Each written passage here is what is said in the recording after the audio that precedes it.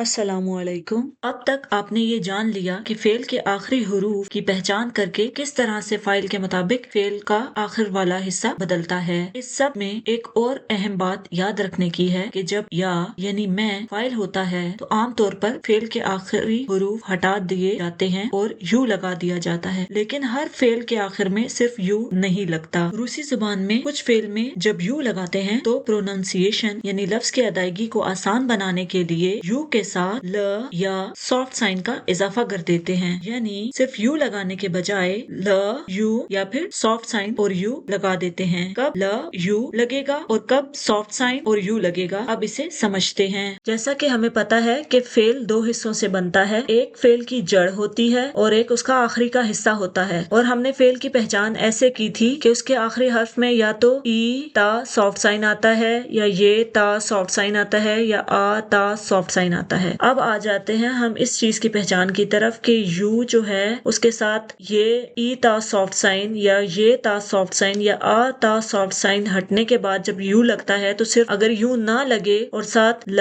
You लगे या soft sign और यू लगे तो वो किस तरह से लगता है। इसके लिए हमारे पास 3 पैटर्न्स हैं। सबसे पहला ये है कि अगर फेल की जड़ के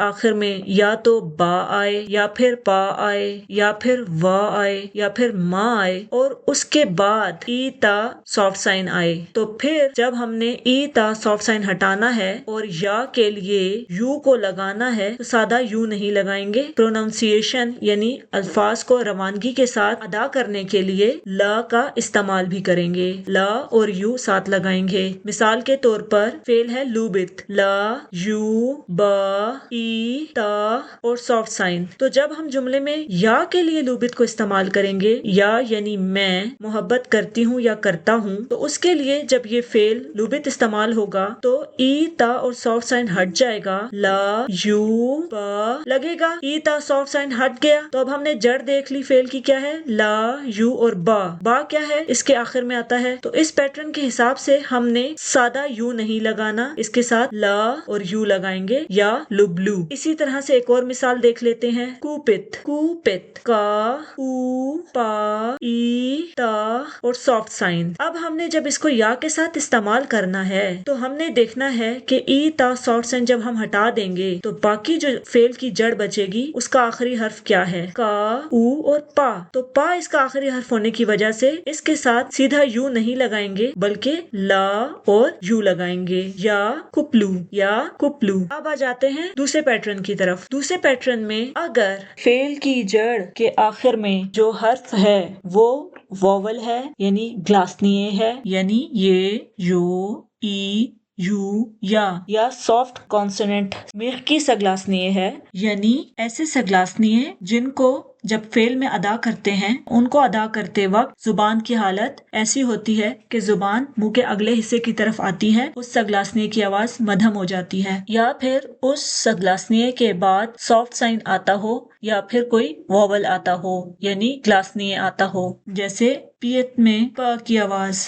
पियत, बियत में ब की आवाज, लेत में ल की आवाज। या फिर जड़ शॉर्ट है, ई ता सॉफ्ट साइन हटाने के बाद फेल की जड़ के लिए हरूफ कम बच जाते हैं, तो फिर क्या लगेगा, ई ता सॉफ्ट साइन हटा देंगे और सिर्फ यू लगाने के बजाय सॉफ्ट साइन और यू लगाएंगे। जैसे कि पित, प ई ता सॉफ्ट साइन पित। जब हम इसे या के साथ जुमले में इस्तेमाल करेंगे तो या और पित जब लिखेंगे तो प आ गया और ई ता सॉफ्ट साइन हट गया और इसकी जगह वैसे उसूली तौर पे जो हमने सीखा था यू लगाना था, लेकिन क्योंकि यहाँ पे जो जड़ है वो बहुत ही छोटी है। इस तरह के हुरूफ में फेल की जड़ में सॉफ्ट साइन छुपा होता है, इसलिए जब हम वर्ब की ई ता सॉफ्ट साइन वाली हालत हटा देते हैं वो सॉफ्ट साइन दोबारा से आ मौजूद होता है। तो सिर्फ यू नहीं लगाएंगे, इसके साथ सॉफ्ट साइन और यू लगा देंगे, या पीयू। इसी तरह से बिट, बा ई ता